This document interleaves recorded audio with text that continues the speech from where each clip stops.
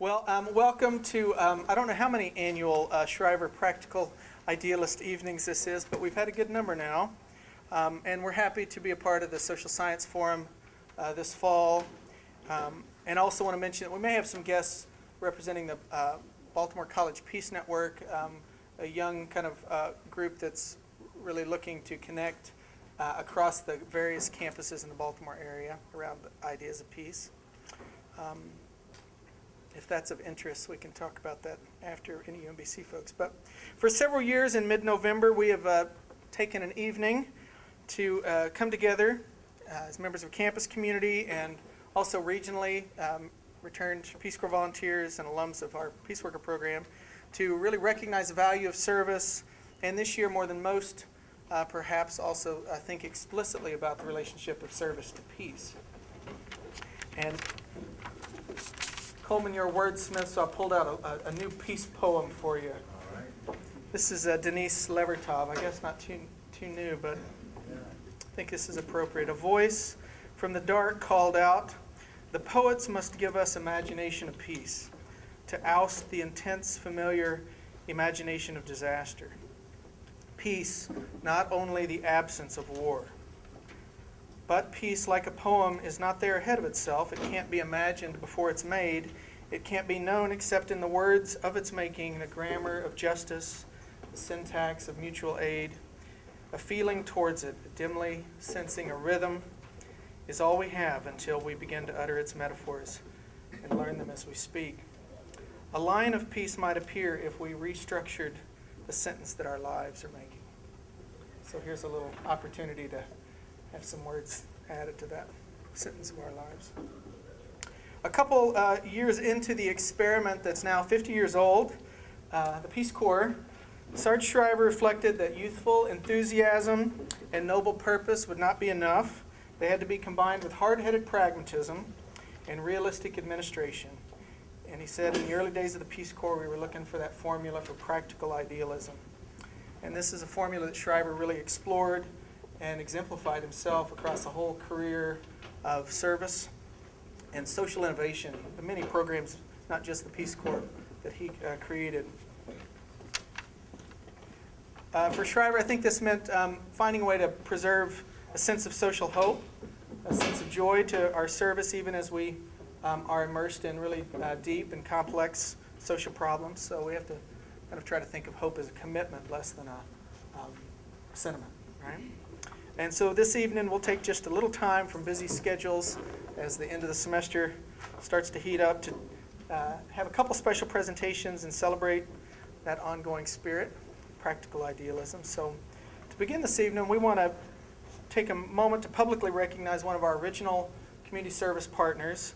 And like Peace Worker, this is a fellow Shriver Legacy program, and its origins, along with the Shriver Peace Worker program, are central to the Shriver Center being founded here at UMBC. And so I'm going to ask my colleague Jennifer Robinson to make that intro.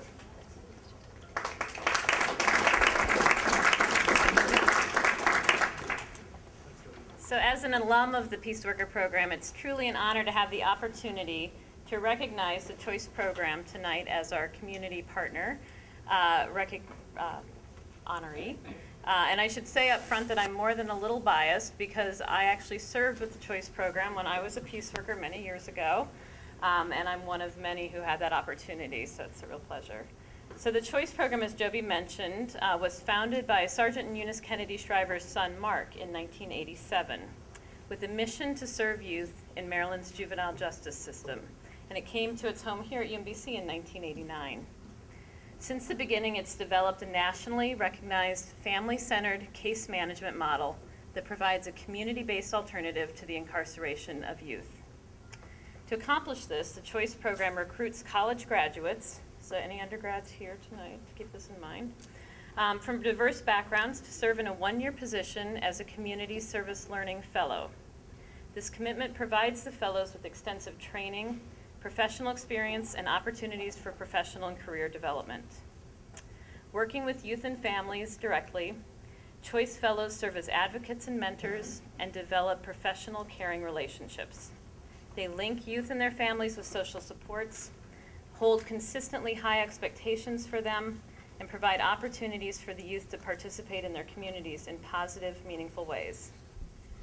Choice Youth also have the opportunity to participate in tutoring and mentoring programs here at UMBC and other local campuses through a college night program, which is traditionally coordinated by a Peace Worker Fellow. Choice also has a long-standing jobs program that gives many young people employment opportunities, and I'd encourage you to look for them at the Flying Fruit Fantasy Stand in Camden Yards.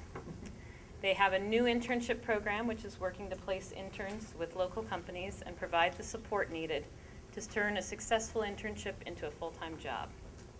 As Joby mentioned, in many ways our histories are intertwined. As legacy programs, we both take seriously that idea of practical idealism. But I want to tell you that it wasn't always a shoo-in, or it's not just because they're at the Shriver Center that we have peace workers placed with Choice. We always look for mission fit, and that's an easy kind of fit for us with Choice. But we also look for strong leadership in the programs we partner with. They need to be able to support and mentor Peace Worker Fellows. They have to respect our fellows' drive and nurture their reflection. On this level, Choice has consistently been a great fit as well. Peace workers who come to serve with Choice know they are coming into a dynamic, demanding organization, and they must meet the challenge. It's incredible, but since 1994, we've had 26 Peace Worker Fellows serve with Choice. Pretty impressive. We're also proud that we've had 2 Peace Worker Fellows who served a full term as Choice Fellows before they became peace workers, and they continued their service with Choice in new capacities. In both of those cases, I know that their experience with the Choice program profoundly influenced their choice of a graduate program and their dedication to serving youth. Tonight, we're happy that Michael Auerbach is here. He's our current Peace Worker Fellow. Michael? Where's Michael? There he is, way at the back. Michael's hiding in the back. All right. Is here. He's currently working to coordinate that college night program, and I'm sure he'd love to talk to anybody who'd like to get involved with that program moving forward. So we look forward to many more years of partnership with the Choice program, and it's our honor to recognize them tonight. So I'm going to call Lamar Davis up. He's the Executive Director of Choice.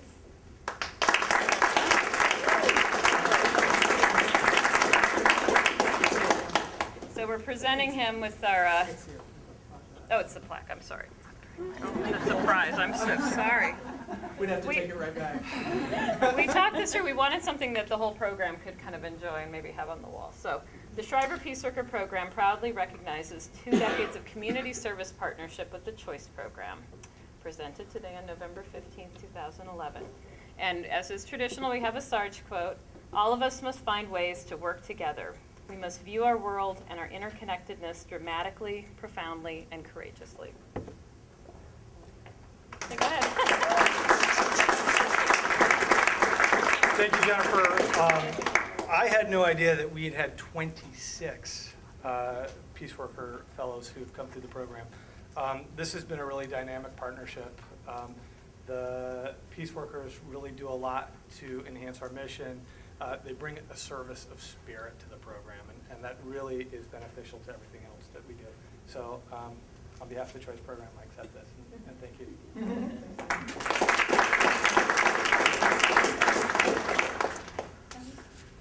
We have one other recognition. We'd like to make our 4th annual Alumni Award. You know, we're proud to continue this Shriver legacy, and our mission here at UMBC is to recruit returned Peace Corps volunteers and support them through graduate studies in a discipline that they choose. They're engaged in a graduate level service learning program. We have a full ethical reflection curriculum that really creates a strong community and an ongoing conversation around service and peace. We're still kind of searching for that formula that Mr. Shriver is looking for, and trying to take it beyond just an isolated experience of the Peace Corps and into lives and careers that reflect those values. So this is a great job to get to throw out a mission like that and then work with the people that come, because they're a great group. So we always feel a little sheepish about singling anybody out. We do that, but it's also recognizing kind of our full alumni community. So, you know, I'm proud to say that all of our alums are continuing these careers and lives of service. This is our 4th award, and if you know the Peace Worker program, you know that we really love digging into the city of Baltimore. We love getting out into the city and learning about the city even as we work there. And our focus is on this domestic service, but in the urban context, but it's not exclusive. If you've done an experience like the Peace Corps, you know that you kind of are a global citizen for life. And a number of our alums have taken even this domestic experience here and continued careers abroad. So, you know, Bill Moyer said of Sarge, he carried 2 passports, one that was marked American and the other was marked human being.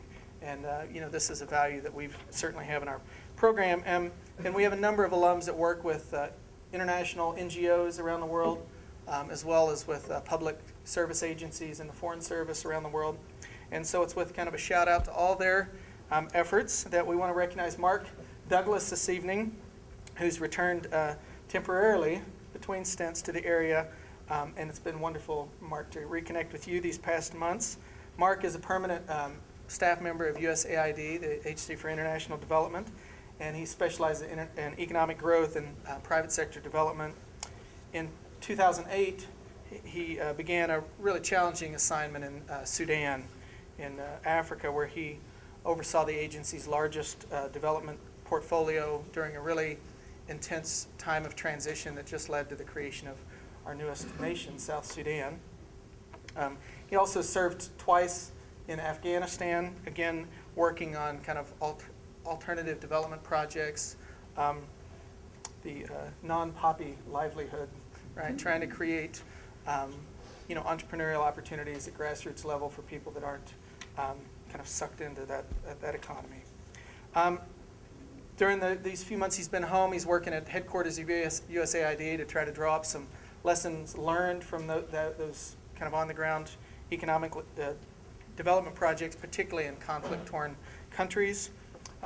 He's got a really deep experience both internationally, working with World Bank at times, and U.S. State Department, Peace Corps volunteer, and Crisis Corps volunteer after Peace Corps. So when Mark was here as a Peace Worker Fellow, he was studying international development at Johns Hopkins SAIS, the School for Advanced International Studies, and worked with AEO, the Association for Enterprise Opportunity, which is a national membership organization for all the micro-enterprise organizations across the country. So long, deep history of working abroad, but also working with any kind of micro-enterprises that help kind of the small folks get started. Mark, what I remember about the days that we shared as Peace Worker Fellows over a decade ago was your ability to be both serious and fun at the same time, and ambitious but humble, and you know, driven in some sense, but very at ease when we're together. So it's a real treat to have you here, and I want to thank you for carrying that torch of practical idealism, and also thanks to all our alums who are working around the world in these capacities. So, Mark, I've got a little award for you. If you come up, a recognition, something for January, Mark will be heading back to Afghanistan, right?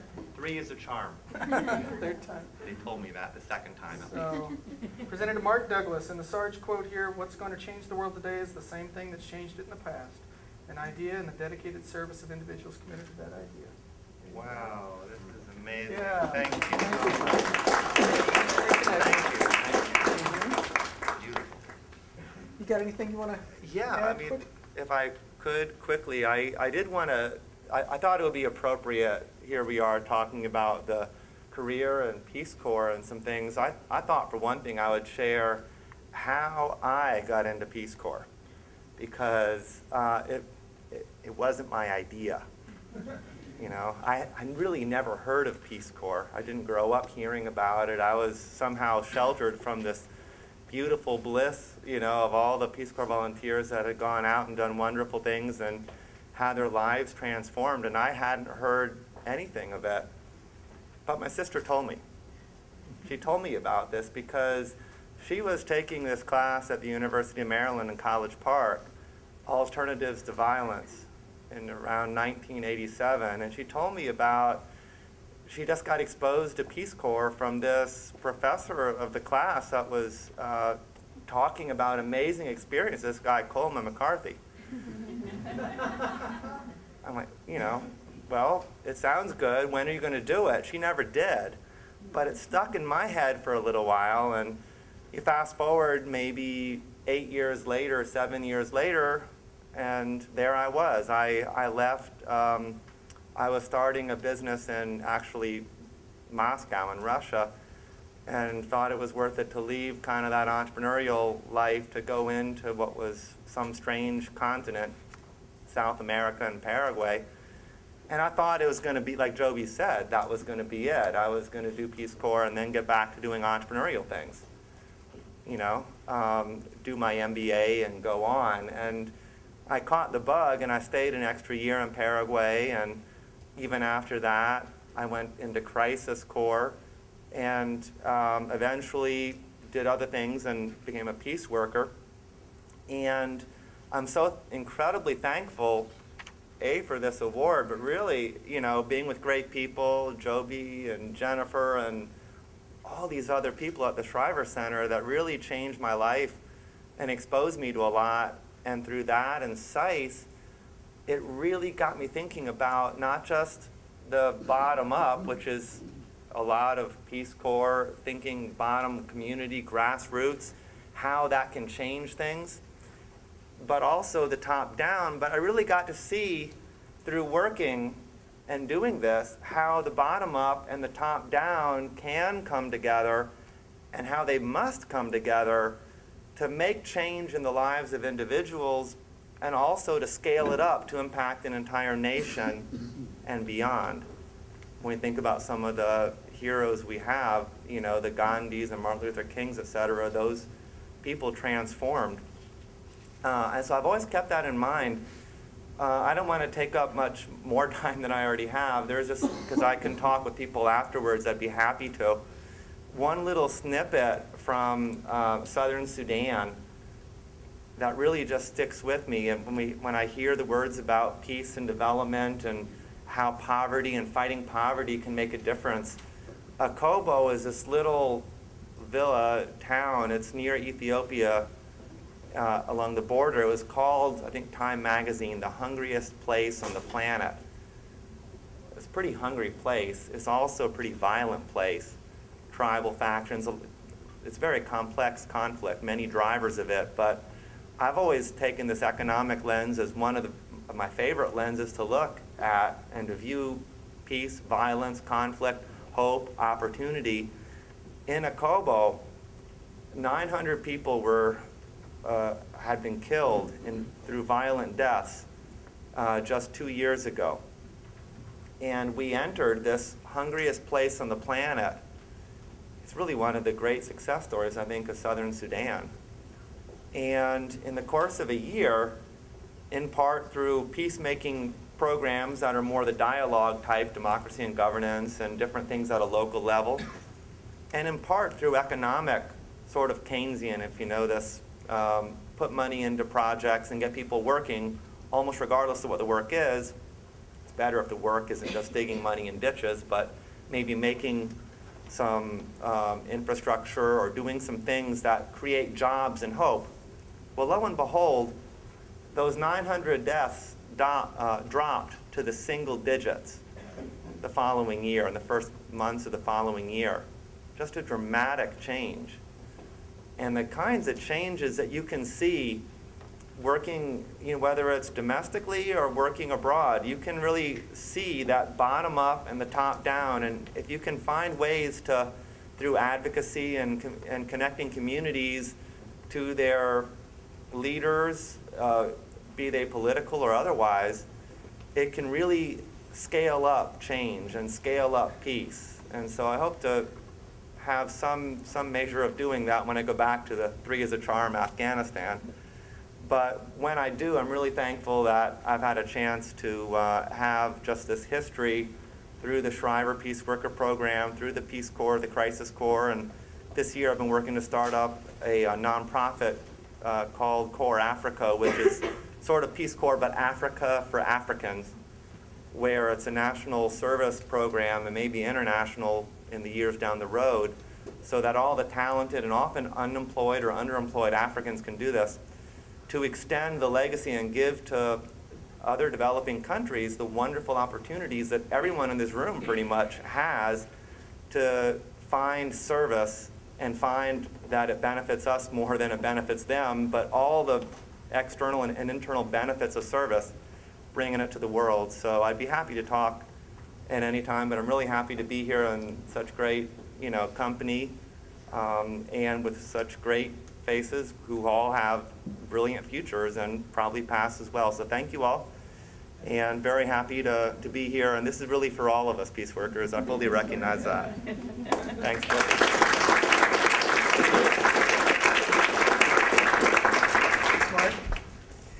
Well, one of the real pleasures of my job and working with the Peace Worker program has been the opportunity to get to know some really extraordinary people who knew and worked with Sergeant Shriver. And tonight's special guest is certainly one of those inspiring people who just knowing him makes us happier and kind of pushes us to try to be a little better. In Scott Stossel's biography of Sarge, he tells this story that's almost become lore, Coleman. In the mid-'60s, Sarge had kind of segued from Peace Corps. He was kind of running Peace Corps in one hand and starting up the War on Poverty in the other. And Professor McCarthy at that point had left, he'd been at a Trappist monastery in Georgia and had kind of was traveling around covering the civil rights and anti-war movement in the mid-'60s. Well, he wrote an article that kind of criticized one of Sarge's programs, was critical of it, and Sarge called him up on the phone and told him he wanted to meet. So they met for dinner, I'm sure with a little trepidation, and for 4 hours, I guess, presumably, assuming that this was for a tongue lashing, you guys talked about spirituality and peace and service for 4 hours, covering all the literatures. I think Sarge at one point said he thought some of that Trappist monastic life he could take, maybe the silence, maybe the chastity, maybe the poverty, but that obedience vow was one he probably could never stand. And Coleman, you said you finally lost him when you started talking about the nuanced differences between the early, middle, and late Teilhard de Chardin or someone, right? That you really hashing it out. And after 4 hours, Sarge just suddenly said, "Well, you got the job." And you said, "What job?" And he said, "I've got a job opening for a no man." He said, "I've got a lot of yes men, but I need somebody that'll be really critical and tell me when we need to change things and adjust things." And that was the start of your work with Sarge, I think maybe 65 or 66. When Sarge passed away this past January, the wake and the funeral, there were a lot of really our most prominent public figures kind of lined up to make remarks. And there were some really beautiful things said. Vice President Biden and former President Clinton and our own Steny Hoyer and others lined up to eulogize Sarge. But Coleman, I think I loved yours the most. You made us laugh in a time when we needed that, and your great love for Sarge came through. But I think more than anyone else, you really tried to challenge us that Sarge stood for peace, that it wasn't just a could-have-been president moment, or but that he really challenged us to think about finding peaceful solutions, and that among his friends he counted Dan and Phil Berrigan, those rebel-rousing anti-warriors that, just about a mile down the street, probably one of the pivotal anti-war actions of the day that was the Catholic worker movement, and that these were folks that he had at his dinner table, and he really was interested in trying to hash out these ideas in the most kind of a Socratic dialogue, where he really would take all ideas and try to think through how we could do this work. So you've been teaching peace for decades now to young and old, and rich and poor, kind of an equal opportunity peace activist, peace teacher. And I love that you challenge us. So I'm really happy to have you here, and just welcome you. Coleman, come give us a word.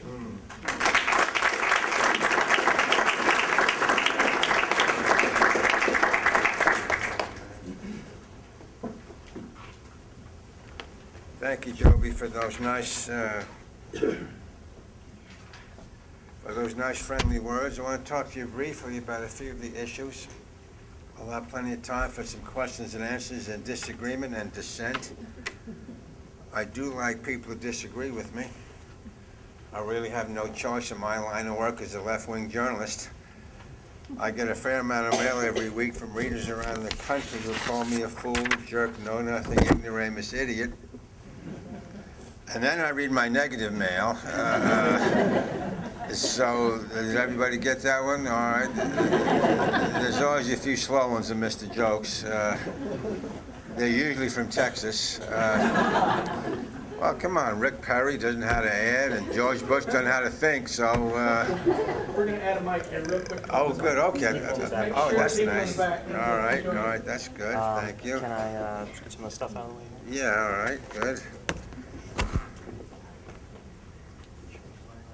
That's good, okay.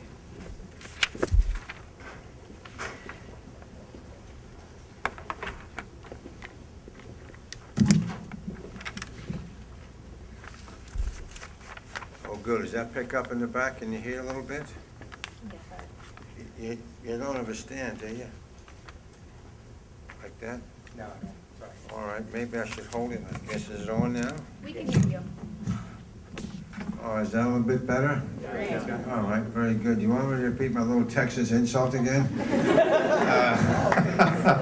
Once is enough, right, Duncan? So listen, it's a treat to be here. I have many friends, and in fact, I just came from my Georgetown Law School class, where you'll be delighted to know many years ago, in 1988, I had a student there named Mark Guerin, who went on to be the director of Peace Corps, and he founded the Crisis Corps, I do believe, and Mark is now the president of Hobart and William Smith College. And a wonderfully gentle boy, and we had a couple of right-wing gunslingers in the class that year, and I think they're all now billionaires, a couple of them in prison for hedge fund. But Mark was in the class, and so I want to talk to you a little bit about the issues. We'll have plenty of time, as I said, for questions and answers. It might be helpful before we start out to recollect ourselves a little bit and take a few moments of silence or reflection, maybe prayer if you believe in prayer. Some do and some don't.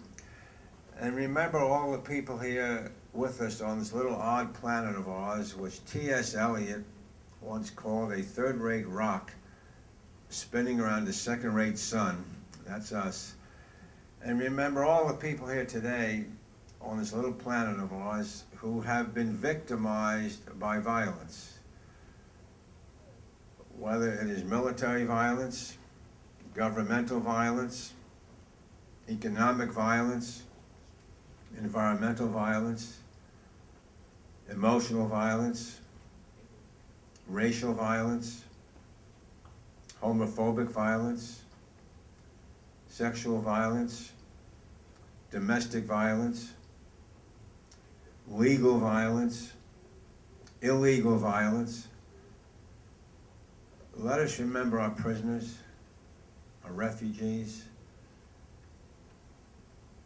Let us remember those without homes, without help, without hope.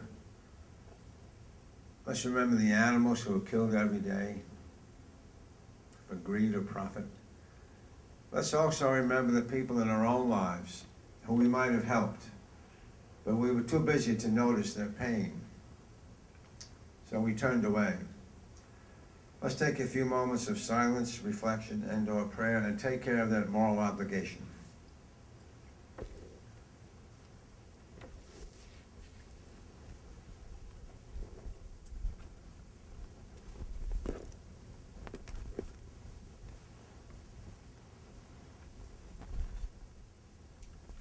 All right, thank you for that. It's good to do so when we come together like this, particularly those of you who have made commitments to become peacemakers. And how do we define the word peace? Lots of definitions for it. Probably the most basic is that peace is the result of love. And if love was easy, we'd all be good at it. As a journalist with the Washington Post for many years, I was very lucky to have interviewed many of the world's great peacemakers. I covered Martin Luther King when I was a reporter starting out. I've interviewed Desmond Tutu from South Africa, Mayred Corrigan from Belfast, Sean McBride from Dublin, Perez Esquivel from Buenos Aires, Mother Teresa from Calcutta, Rigoberta Menchú from Guatemala, Muhammad Yunus from Bangladesh, all Nobel Peace Prize winners. And I'd always ask them toward the end of the interview, how do we go about increasing peace and decreasing violence, which ought to be the purpose of our lives if you seek a life of purpose. Almost always the answer came back, you need to go where people are, because people keep having conflicts and solving them either through violent force or nonviolent force. No third way. The advice was sound. I took it to a local public high school near my office at the Post and asked the principal, can I come in and teach a course on the philosophy of pacifism and the methods of nonviolence? She said, well, we don't have a class like that here, but if you want to come and give it a try, go ahead. One little problem, though, she said, we are a very poor school. We can't afford to pay you. I said, I didn't come for the dollar. I came to find out, can you teach peace like any other academic subject? So we went to the school.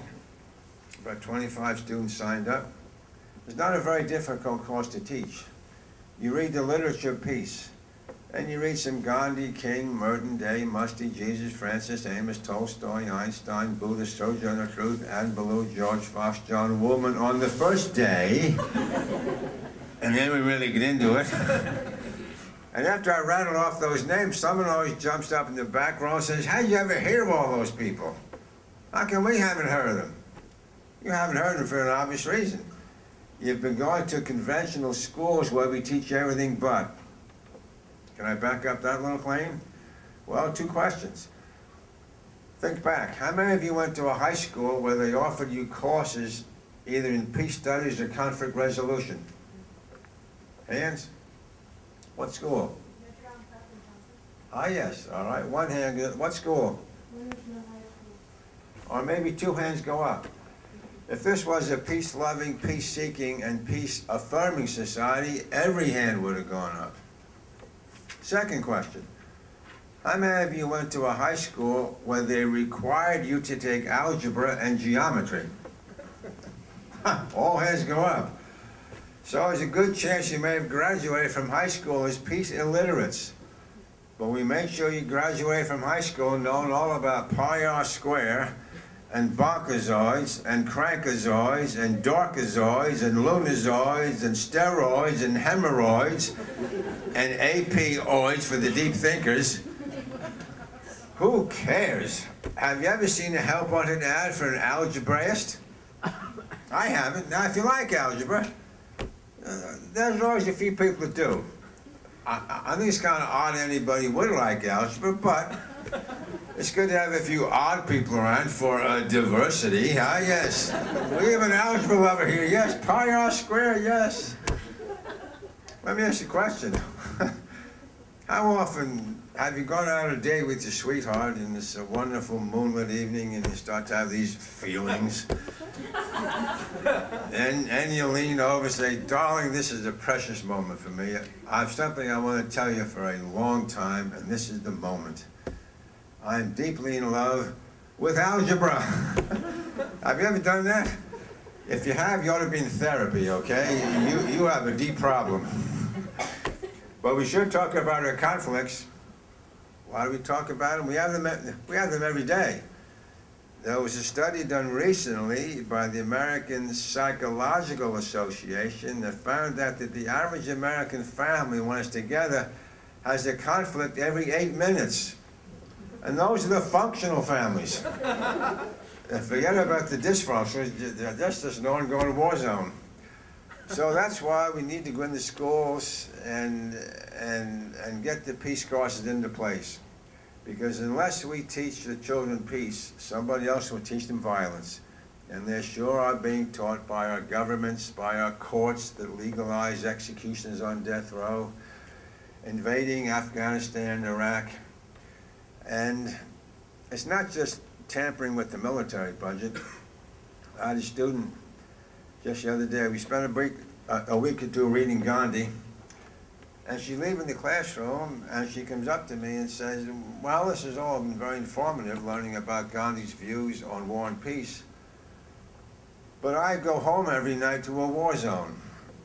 How do I stop the war between my parents? They've been verbally abusing each other for years, often physically abusing each other.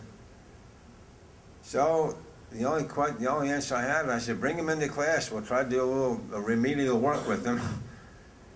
But maybe if we had them when they're in first grade, second grade, third grade, and taught them the basics of conflict resolution, they wouldn't have had a wrecked marriage. But we didn't have them. So that's why we need to focus on the schools and go in. This country has 74,000 elementary schools. It has 34,000 high schools and about 4,500 colleges. All of those, without exception, ought to be teaching the basics of nonviolent conflict resolution. It's almost too late by college. It's almost too late by high school. The culture often seduces us.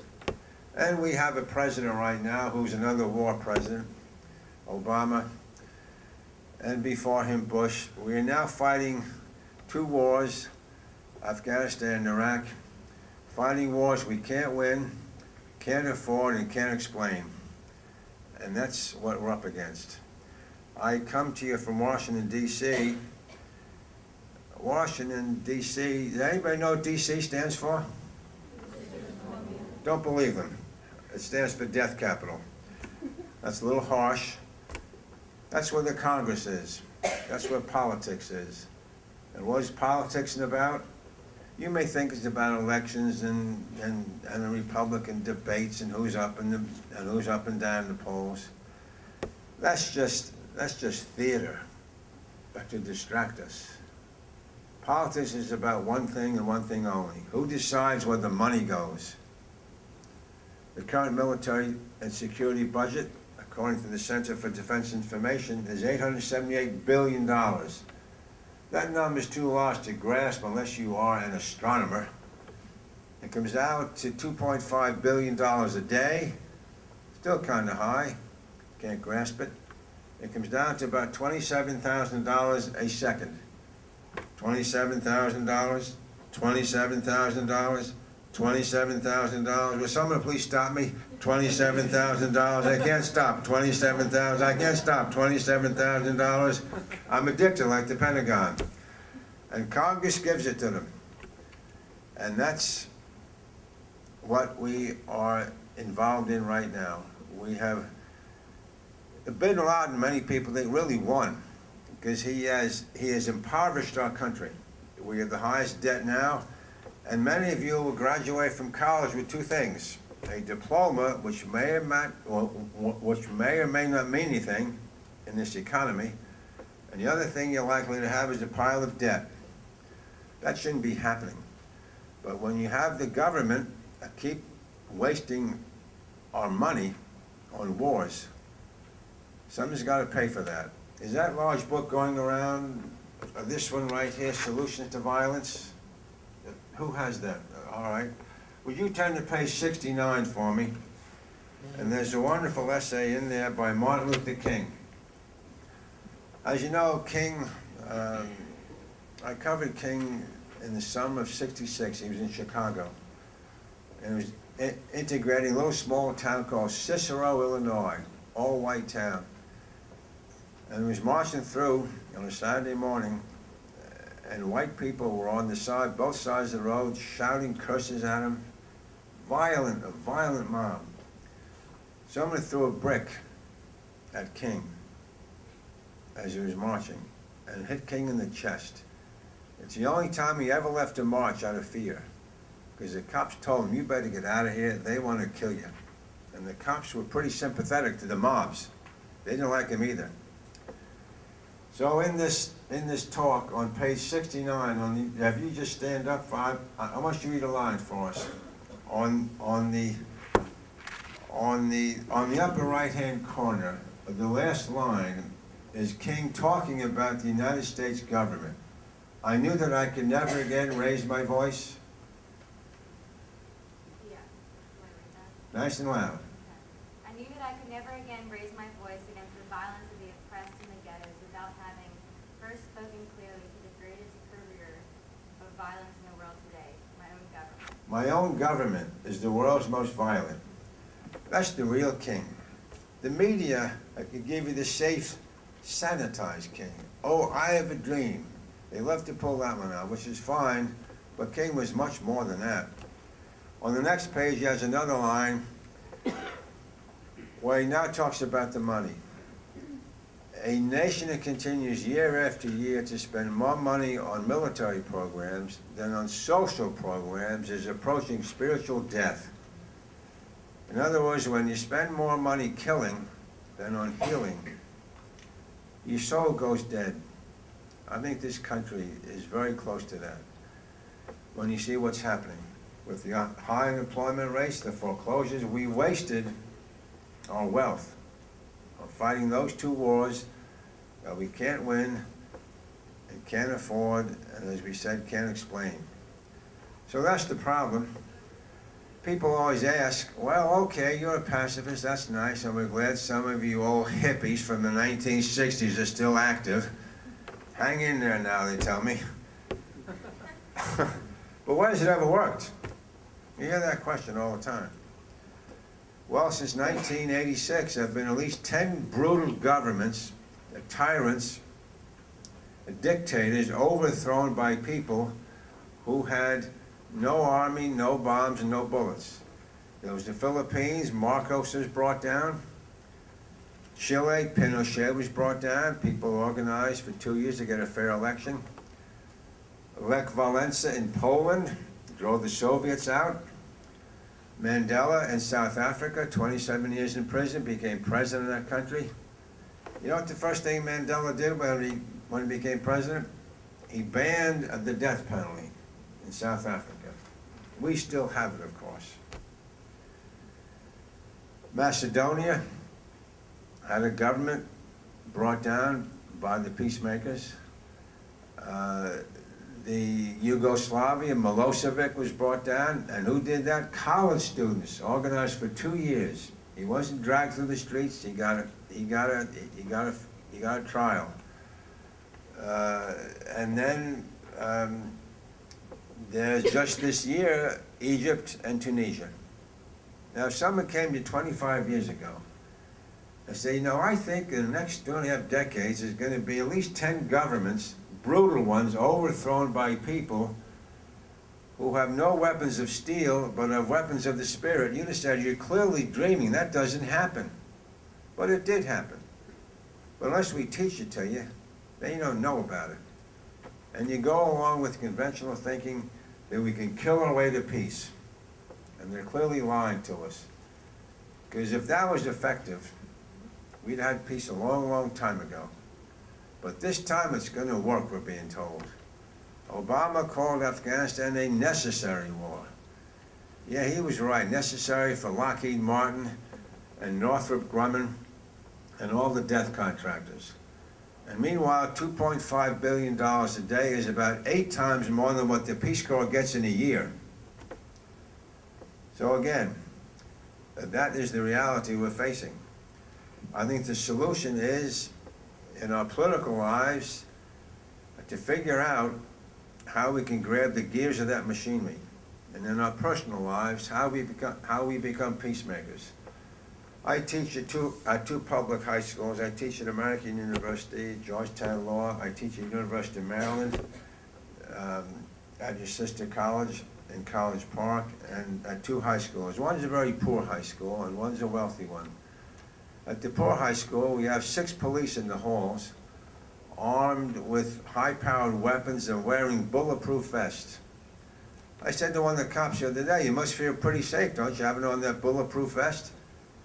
He said, no, it's not knife-proof. Oh. And he was serious. At the wealthy school, the best teacher there is a woman named Lily Flores. Lily is from El Salvador. She left that country when she was about 14 during the height of the Civil War. that lasted from 1980, I believe, to 1992. 70,000 were killed. You remember El Salvador. Late 1979, Oscar Romero, the Archbishop, wrote a letter to Jimmy Carter, who was then finishing up his term as president. And Oscar Romero said, things are heating up down here. If you really want to help us, don't send any weapons to the government. They're going to use them on the poor people. Carter said, well, wait a minute now. We're the leader of the free world. We know what's best for you in El Salvador. And proceeded to send weapons to the government. You can make a metaphor out of that. Imagine you're the parents and you have 2 children at home, and you come home late from work one afternoon, and there are the kiddies in the living room, and suddenly one of them, and they're playing with the toys, and suddenly one of them wants to control the toys, and says to the other one, oh, they're my toys, you can't play with them. The other one said, no, they're my toys, you can't play with them. So you're the all-wise parent, like the United States is the all-wise nation, and you say to the children, oh, you're starting to fight here, hey? I know how to solve your problem. Here's a gun for you. There's a gun for you. I'll come back in an hour, see how you're doing. You come back an hour later, wouldn't make dinner. Get back to the living room, and there are the children shooting each other, blood everywhere, still alive, gasping. No, they're my toys. You can't have them. No, they're my toys. You're the all-wise parent. You know what's best for the children. Oh, children still fighting, hey? I know how to solve this problem. There's a bigger gun for you. There's a bigger gun for you. That's El Salvador. That's why Lily Flores, the best teacher at this wealthy high school, I bring her into my class. Lily never finished high school in El Salvador. She fled. She came to this country, became a migrant worker in South Florida, picking tomatoes and cucumbers, mostly sold to the big corporate America, McDonald's, Burger King. They get paid by the bushel basket. Backbreaking labor, no union, living in shacks. Lily came to Washington, ended up at Bethesda Chevy Chase High School, one of the wealthiest schools in the country. What is Lily's job at the high school? She cleans toilet bowls. She scrubs the floors in the bathrooms. The children don't really know much about Lily. They rarely stop and talk to her. Lily's one of the invisible people at the school. She makes the children's lives easier, keeping the place clean. But they don't rarely stop and talk to her. They're busy rushing down to take those AP classes, get into the Ivies, the little Ivies. So I bring Lily into the classroom. Now, Lily, come talk about El Salvador. Talk about what it's like to clean toilets all day. She comes in. Speaks halting English, but is doing well. There was a girl in the class. Her name was Hannah. Hannah started taking notes. She was listening intently. This was all new to her. She took notes, the only one to do so.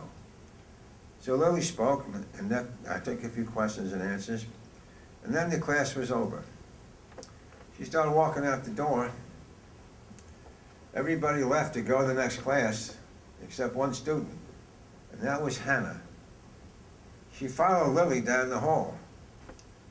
And when Lily went to clean the next bathroom, Hannah went with her and said, Lily, I want to help you. Give me a mop. And Hannah stayed after school that day to clean the bathrooms with Lily Flores. She did that the next day and the day after. That summer she went to El Salvador. She's been back every summer since. She's now in law school, becoming a human rights lawyer. All because Lily woke her up and shook her up.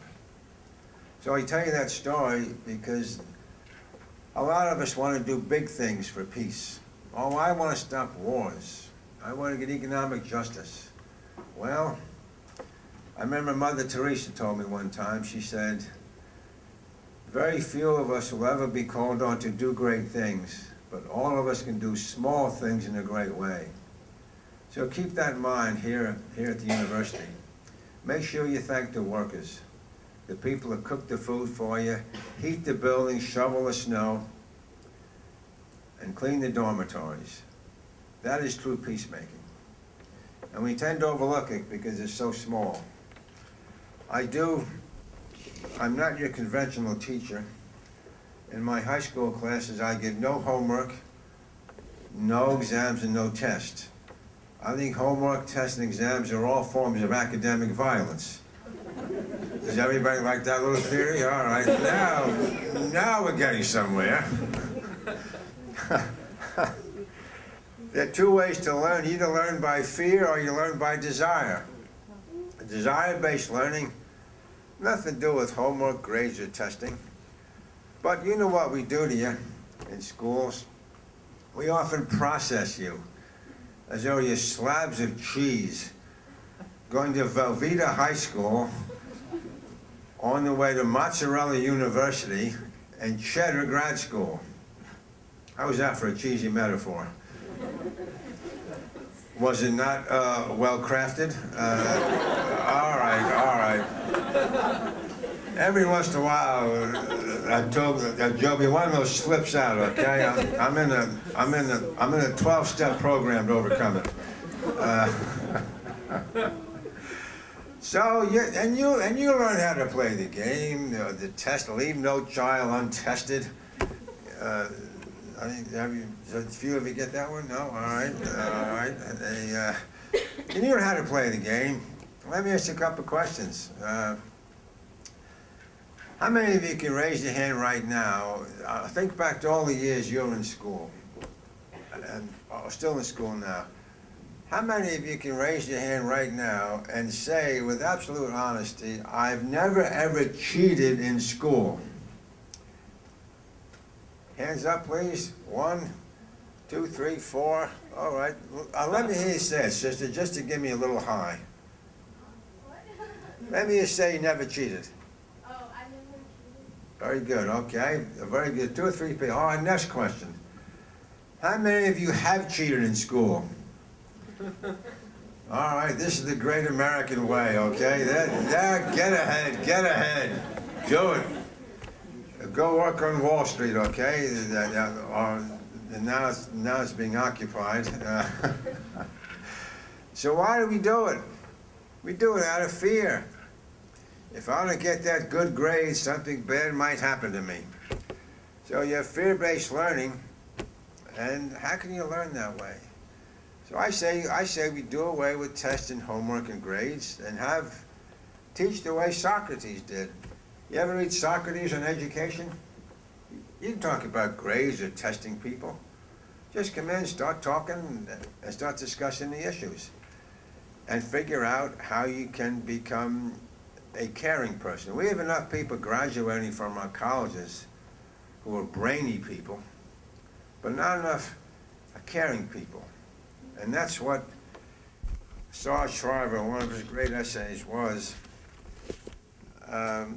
Oh, by the way, I was asked to bring along a couple of our books for us, and we have these. This is called Strength Through Peace, and there's a wonderful section on Sergeant Shriver.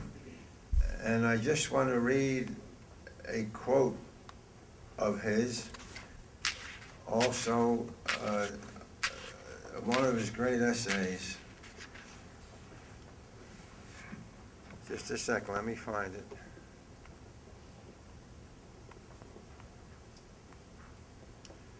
In the phrase, the cure is care. Caring for others is the practice of peace. Caring becomes as important as curing.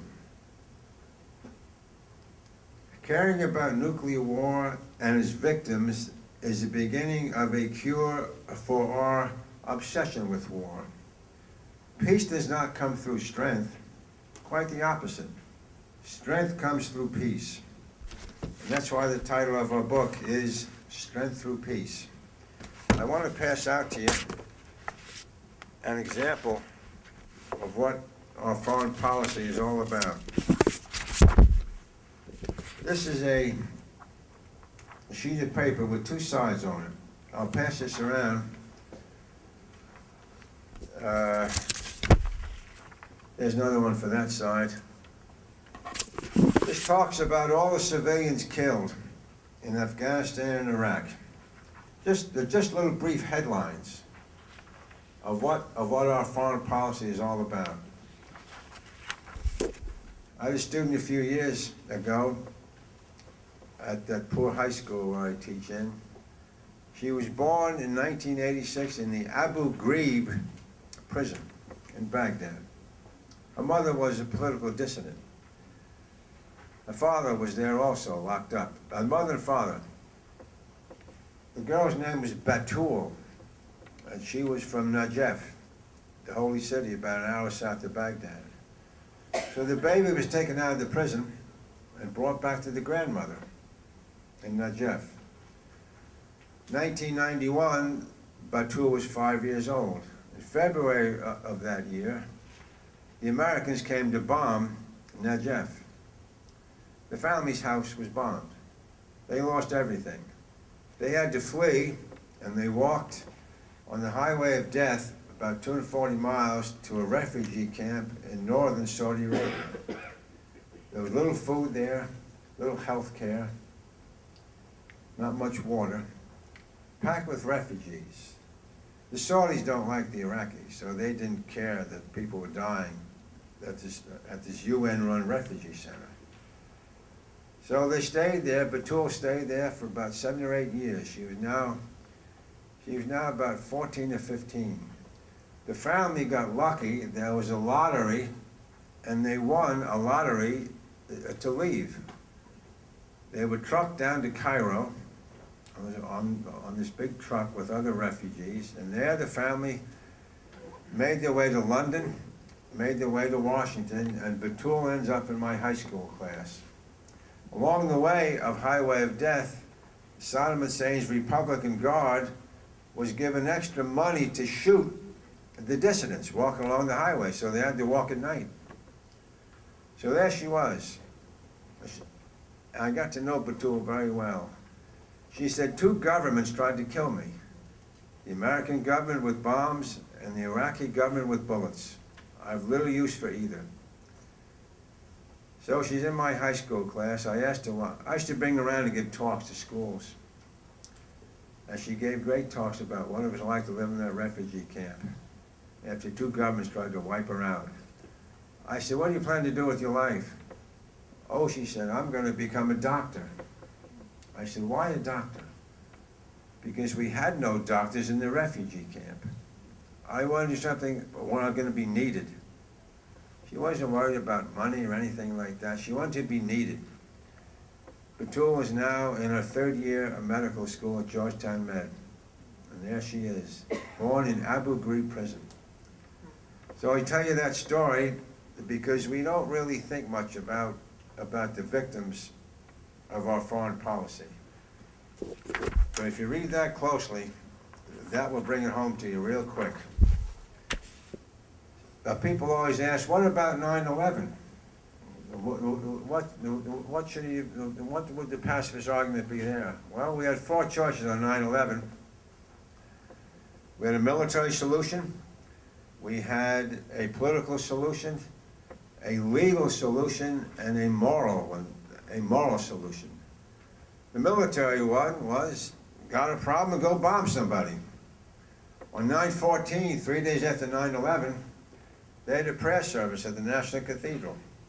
The same cathedral where King gave that speech and talked about the money. King was not quoted that day. Billy Graham came, the Catholic cardinal came, the mullahs and the rabbis. They all sang patriotic songs. John McCain was there. He came out of the church, he was interviewed by a reporter. And the reporter asked him, Senator, what was going on inside there? And McCain said, oh, we were doing what Americans always do in a time of crisis. First we pray and then we fight. Direct quote.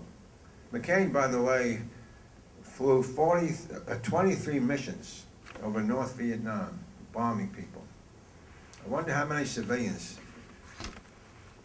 he killed. And he said one time, "I'd do it again," he said. That was the option we chose. We chose on October 14th, just a month after 9/11, to go bomb Afghanistan. We've been there ever since. And that has been the result. The political solution would have been for Bush and Cheney and Wolfowitz and Powell and Rice to get on an airplane and go to Kabul and say to bin Laden, "We want to talk to you. You have a grievance." People think, "Oh my God, you can't talk to him. He's an evil person," we were told by Bush. Well, you can't talk to evil people.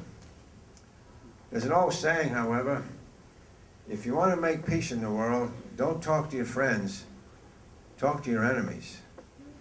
There's another great line, don't fight fire with fire, fight fire with water. And what's the water? You go talk to people.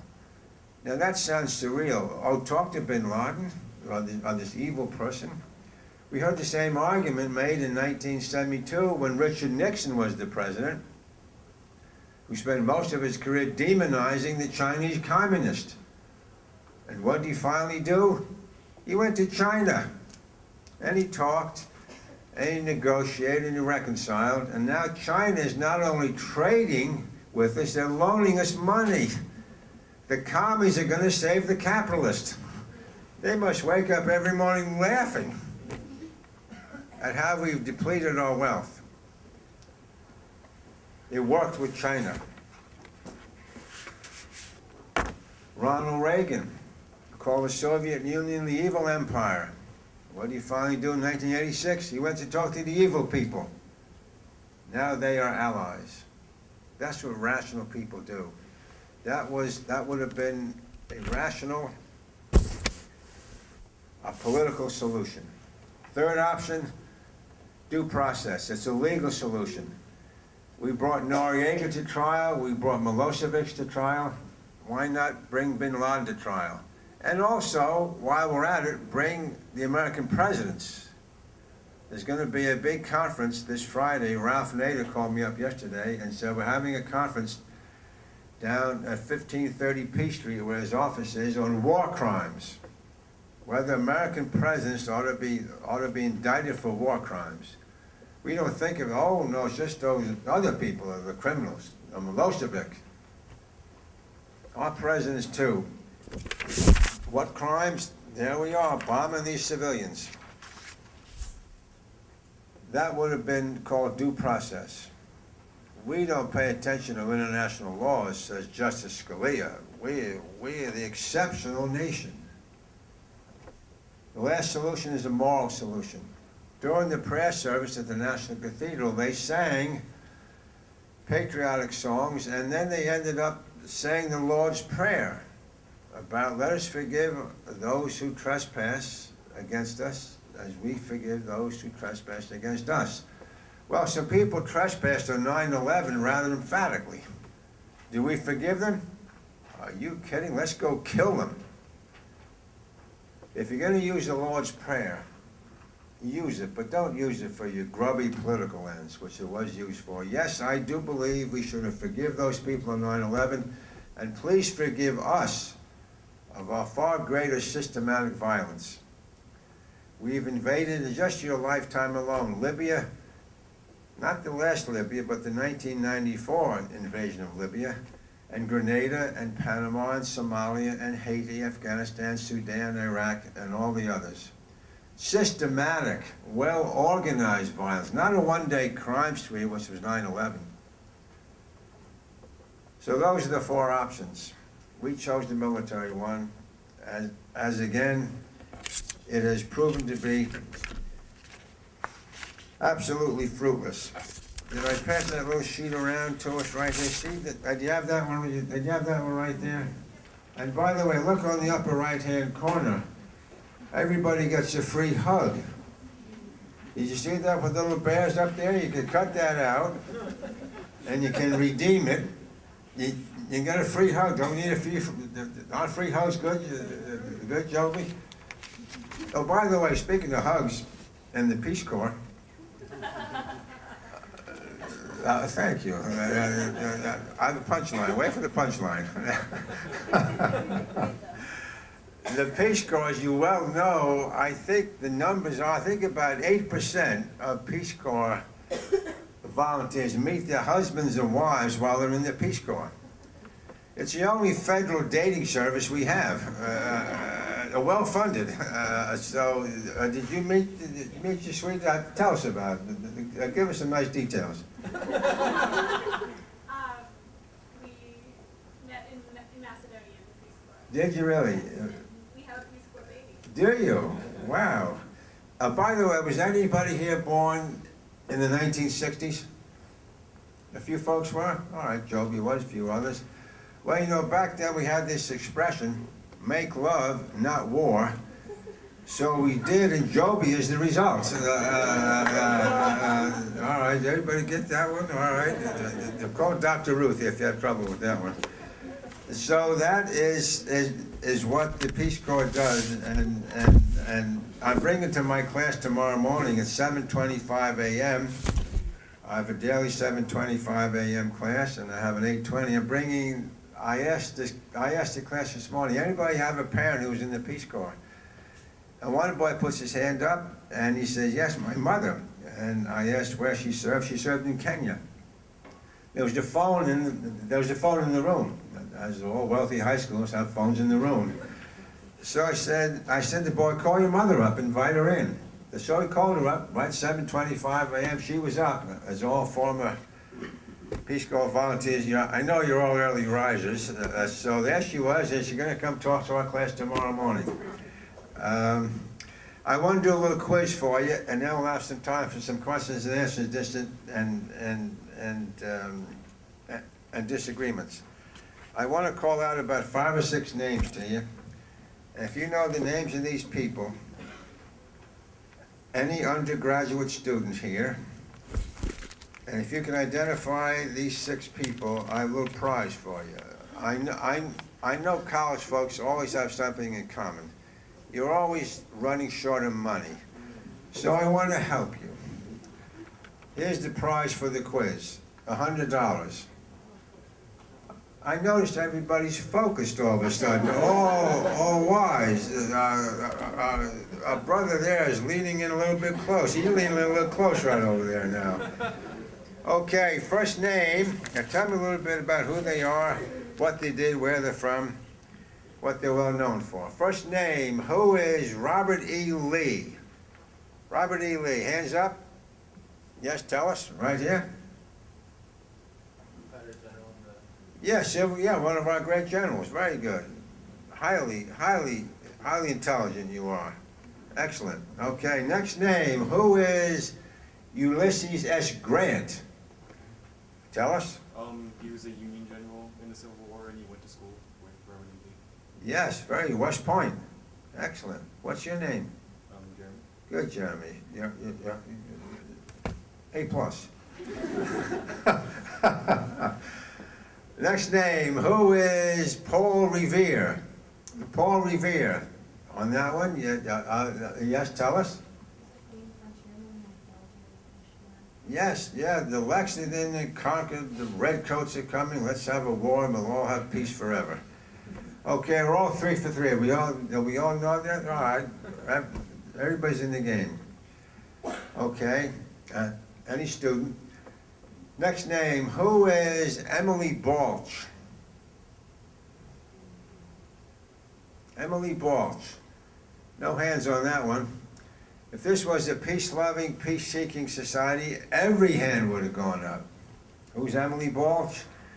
Well, she was a professor at Wellesley College outside of Boston. And she was a little bit of a troublemaker there at Wellesley. She thought the women of Wellesley ought to be taught how to be peacemakers, not just homemakers. That was radical. So they kind of eased her on out, and she went down to Philadelphia and co-founded the Women's International League for Peace and Freedom, right up on the upper left-hand corner, you'll see that little line about the Pledge of Allegiance. I pledge allegiance to the world, to cherish every living thing, to care for earth and sea and air, with peace and freedom everywhere. Emily Balch won the Nobel Peace Prize, one of our own. Don't know about her. Next name, who is Barbara Lee?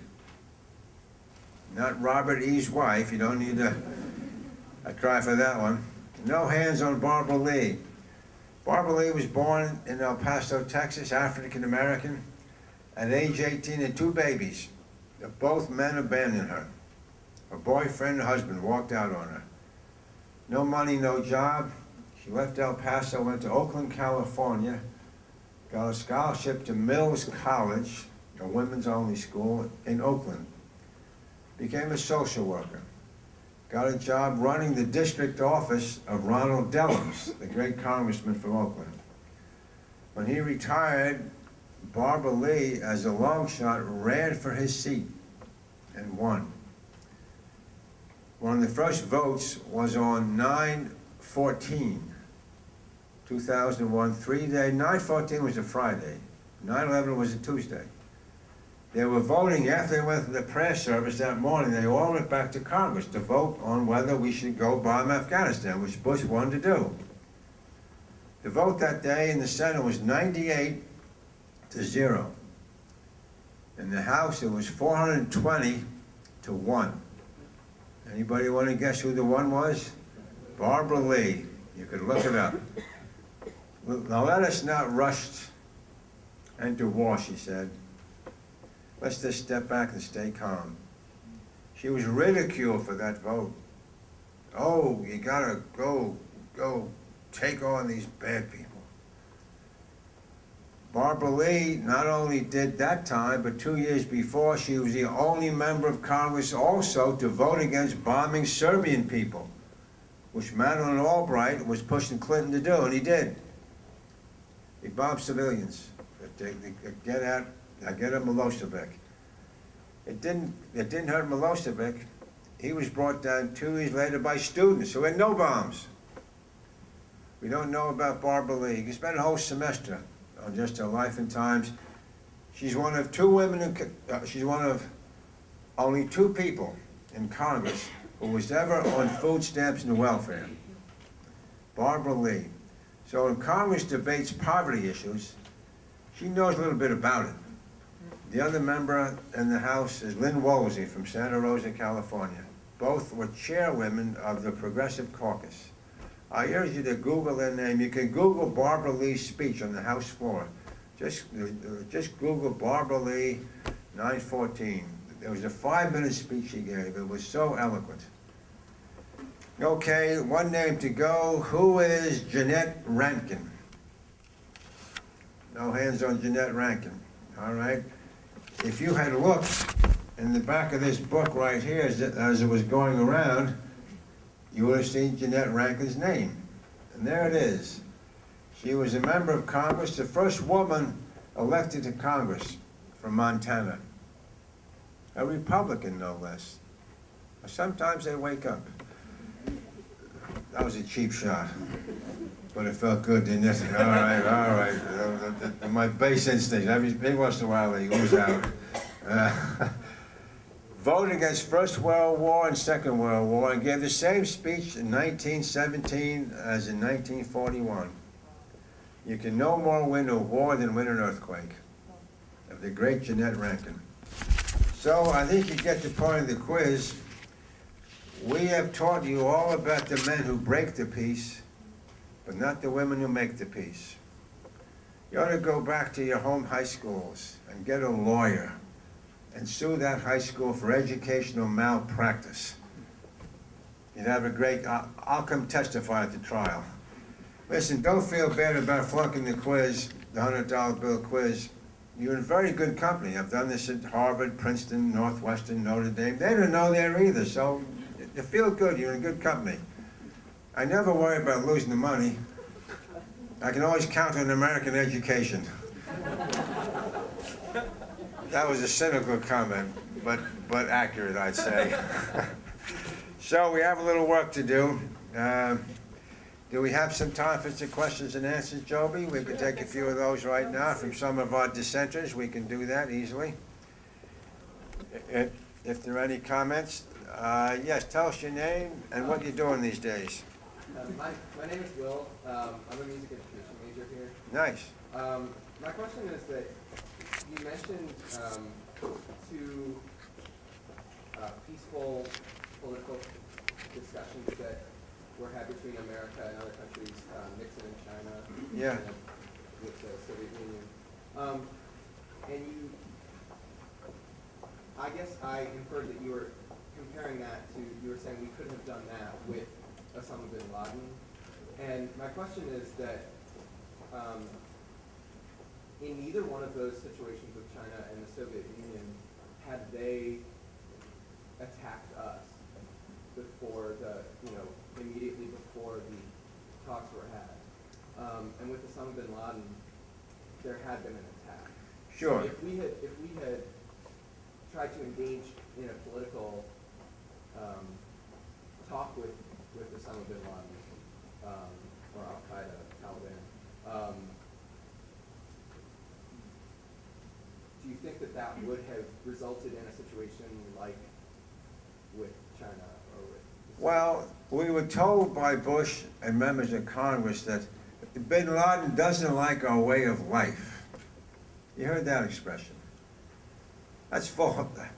That was false. He likes our way of life. His family lived in Boston, members of his own family, and they endowed a chair at Harvard University.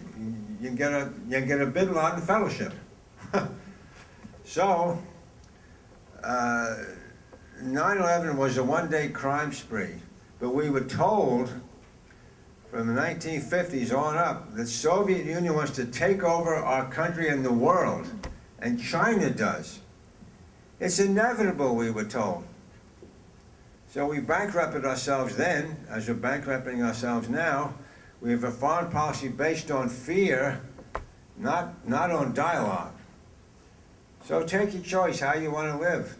We were told by Lyndon Johnson, if we don't stop the Reds in South Vietnam, they're going to come to San Francisco, Kansas City, and K Street. And we have a fear-based foreign policy. And so we demonize, we do the four I's after 9/11. We didn't know what happened that day. It took a day or so. First we began to theorize. Who did this and why? And then it was that bin Laden, Al Qaeda. After you theorize, then you demonize. After you theorize and demonize, then you victimize. And after that, you moralize. Ah, yes, Operation Iraqi Freedom. And so we give all these slogans. And then when the boys and the girls go in the military, we always say they're serving their country. I don't know whether that's true or not. They're serving those who run the country. And there's a big difference. And who's running the country? Well, during the Vietnam War, from 63 to 74, there are 535 members of Congress. How many of those members do you think had sons who saw combat in Vietnam? Only one. And that was Clarence Long from Baltimore, a Labor Democrat. His boy was killed. His name's on the wall. How many American soldiers right now in Iraq or Afghanistan do you think are graduates of Ivy League colleges? I doubt very many. I blame nobody in the military. I admire soldiers greatly. I have 3 in my class at American University. All 3 are in combat. One wrote a cathartic paper about what it was like to walk into a house in Fallujah and kill people because he thought there were weapons there. So I don't criticize soldiers. I criticize those who send them to war and don't go themselves or send their children. So yes, I think that China and the Soviet Union were far greater threats because we're going to take you over, said Khrushchev. And we were told the war is inevitable. But then finally, Reagan went to Russia and Nixon went to China. Compared to Russia and China, Bin Laden is a mosquito living in a cave riding around on a donkey. So that's our foreign policy, based on fear, not on dialogue. So here's Hannah Arendt, right in the middle. Violence, like all action, changes the world, but the most probable change is to a more violent world. Here also, right over there on the little sheet, is Desmond Tutu. The war against terrorism will not be won as long as there are people desperate with disease and living in poverty and squalor.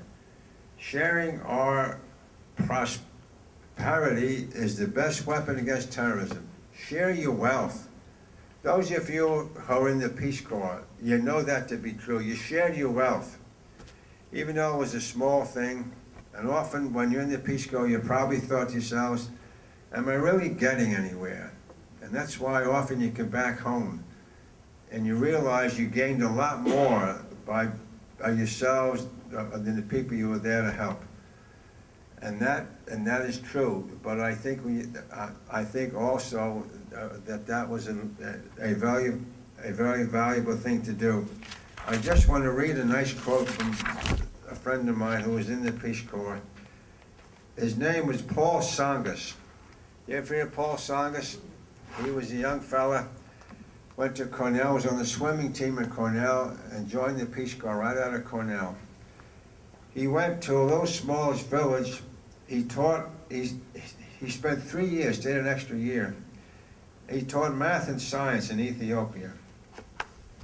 And here's his quote in this chapter on the Peace Corps. I ended up in a village in Ethiopia with 5 other Peace Corps volunteers. And I didn't go anywhere on vacations. I just stayed in the village. I broke away from the others and set up house by myself with my students. I took the 10 best kids in the school and I lived with them. Just a total immersion into their culture. And you know, nothing I've ever done before or since has given me the same feeling. Paul Songas. What did he do when he came back from the Peace Corps? Well, when he came home from Ethiopia, Songas felt completely out of place. And I know many of the Peace Corps volunteers talk about that. When you come back, and suddenly you walk into a Whole Food store, and you see 80 brands of cheese, and 100 brands of cereal. It takes a while to re-entry. They have their re-entry problems, often.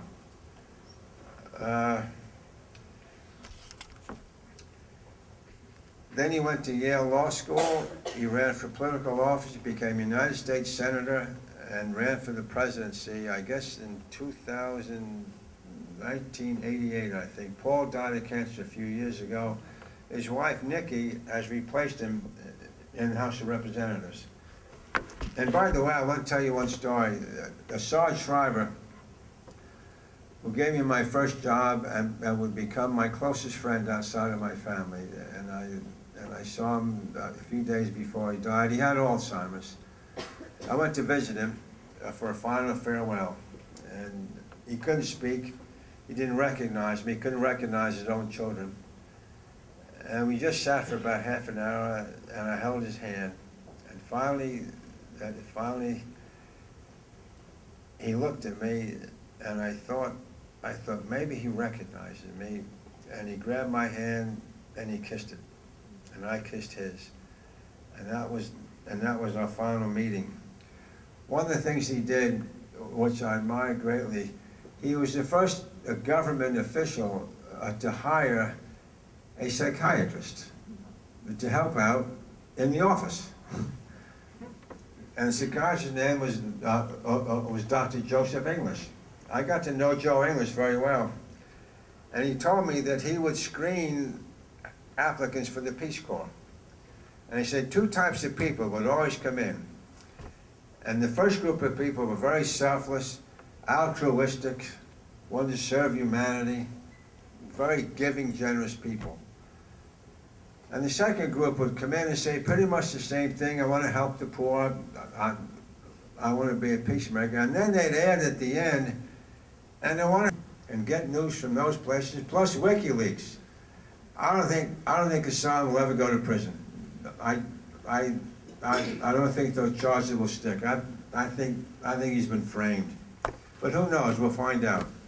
But I do think he did valuable work getting that documentary. I played that film about collateral damage to all my classes. Yeah, a collateral murder. Yeah, yeah. Yes, sir.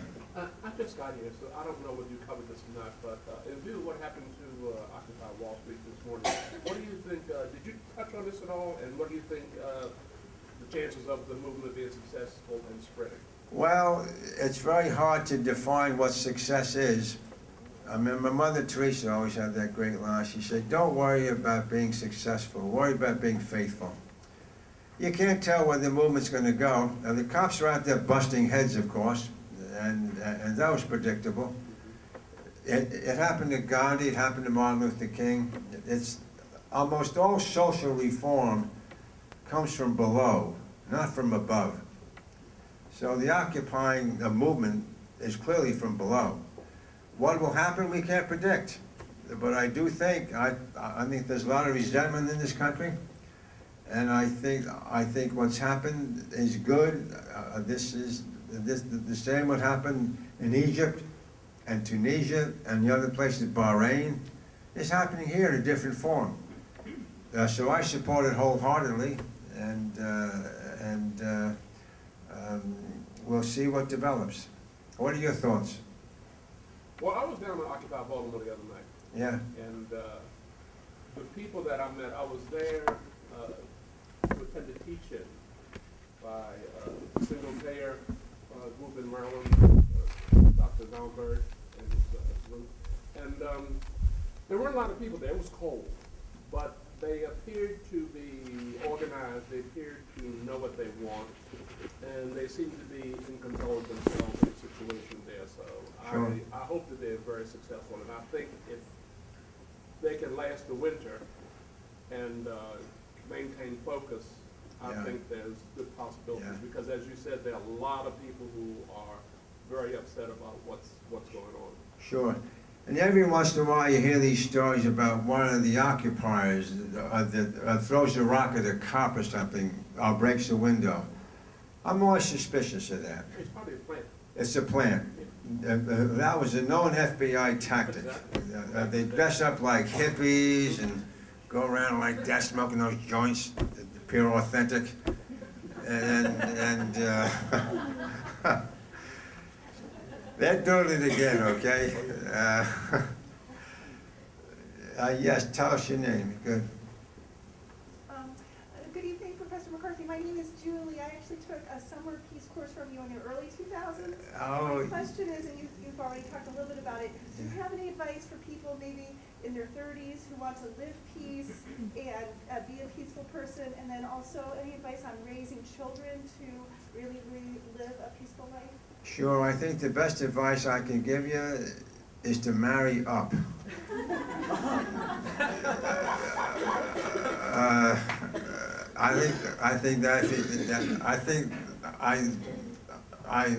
Have you done that? We couldn't be here tonight. Okay, all right, very good. Oh, by the way, how many of you, how many of the women here have a boyfriend right now? How many? Quite a few of you do, okay? I want to give a little advice, okay? How to deal with the boyfriends. Whenever you introduce your boyfriend, you always need an adjective in front of the word boyfriend. And the adjective is the word current. This is my current boyfriend. Don't let the male species feel secure, okay? We are a very unreliable group of people. And my wife and I have been married for 43 years. And you know what she still calls me? This is my current husband. and make sure I do the vacuuming and I do the dishes and I take the trash out on time. I can be easily replaced. So tell your boyfriends and your husband, this is my current boyfriend. So thank you for your question. No, I think the most important thing you do for your children is a wonderful story about Arnold Toynbee, the great British historian. When he was a little boy, he loved playing with war games. He had all the Napoleonic army, little things played on the living room rug, and they had these great battles. And he loved playing war games. And he grew up to become a pacifist. And he was asked one time, how did that happen to you? You loved all those little war games. Why didn't that affect you? He said, I grew up in a household where I knew my parents loved each other. And that gave him such a grounding that he could take any blows from the world or study any subject, but he knew his parents loved each other. That's the best gift you can give. And I think if you can do that, they'll have a good chance of withstanding this culture of ours. So we'll take maybe one more, Joby, and then tell me your name. Good. Hi, I'm Catherine Rosbach. Good, Catherine. I'm a comp-sci and physics double major. Nice. And you talked a lot about how we are not... A little louder, so I can hear you in the back. Yeah. You talked a lot about how we're not a peace-loving and a peace-affirming culture. And I'm just wondering how we need to go about changing that. Well, I say start with the person next to you. Thomas Merton was asked one time about how you should become a peacemaker. And he gave it in his little hermitage down in Kentucky. And he said, when you leave this room, close the door gently. Do the next thing you have to do to be a peacemaker. It's often so small, but just tell someone you love them. And that is one of the dark shadows about the peace movement. So many great peacemakers were not particularly nice people at home. Gandhi was an awful husband, awful father. Tolstoy, wretched husband, made his wife bear 13 children. She was constantly depressed. Martin Luther King, awful husband, dissolute, absentee father. Albert Einstein wrote great essays about peace, was cruel to both of his wives. So here these great peacemakers were wretched people at home. Gandhi and his wife married at 13. They had 4 sons. The oldest boy was so angry growing up that his absentee father, he said, I'm going to get even someday with my father. Well, the day came. He joined the army, and that did get to Gandhi. He all but disowned the boy, and then the son said, okay, if that doesn't wake you up, now I'll really show you. He became very dissolute. He contracted the awful disease of alcoholism and became a prostitute, Gandhi's own son. So that is, take care of your family first. Tell your parents you love them, offer to help them, tell your roommate, your housemates. And you gotta wonder about we're not wired to be violent. It's not natural to kill. That's why militaries, the one thing that armies most fear is that when the battle starts, the soldiers will run away. Because if it was natural to kill, they'd stay there and kill. So the military knows we gotta get them to stay there and fight. How do you get them to do it if it's not natural to kill? Well, they do 4 things. The first hour, the soldiers on the boot camp, they have the head shaved off. They cut the hair off. They're destroying your individuality. Next day, they put you in the same uniform. Everybody looks alike now. They destroyed your individuality and they increased your collectivity. You're now a member of the collective. Third thing they do, they dehumanize the enemy. So when you kill them, you're killing subhumans. You're not killing a fellow human being. They're evil people, and they demonize them. The fourth thing the military does, they depend on love. Love your buddies. They're going to save you when the battle starts. I did a little research one time on the winners of the Medal of Honor, the highest military award you can get. It almost always goes to a soldier who saves the most of his friends, not the one who kills the most of the enemy.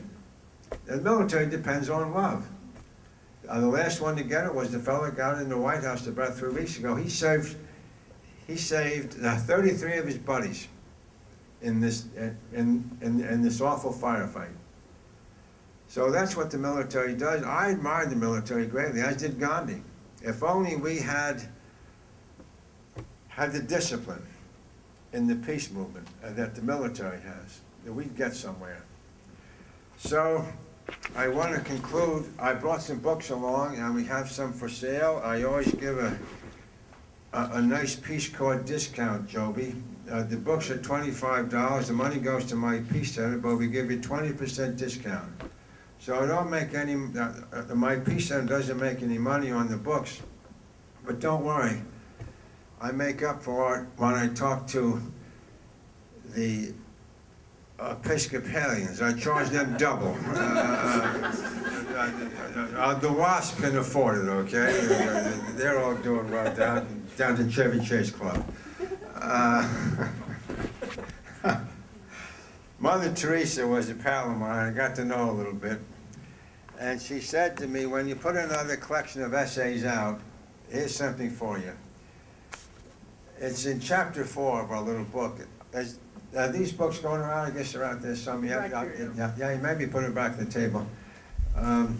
It's in chapter 4, how does goodness happen? You ever wonder about that when you meet a good person, you say, how'd they get that way? People are unreasonable, illogical, and self-centered. Love them anyway. If you do good, people may accuse you of selfish motives. Do good anyway. If you are successful, you may win false friends and true enemies. Succeed anyway. The good you do today may be forgotten by tomorrow. Do good anyway. Honesty will make you vulnerable. Be honest anyway. What you spend years building up may be torn down overnight. Build anyway. People who really want help may attack you if you help them. Help them anyway. Give the world the best you have, and you make it hurt. Give the world your best anyway. Try to remember words like that, because when the hills get a little bit steep and the cold wind blows against us, you may be tempted to run out, give out, wear out, most of all, sell out.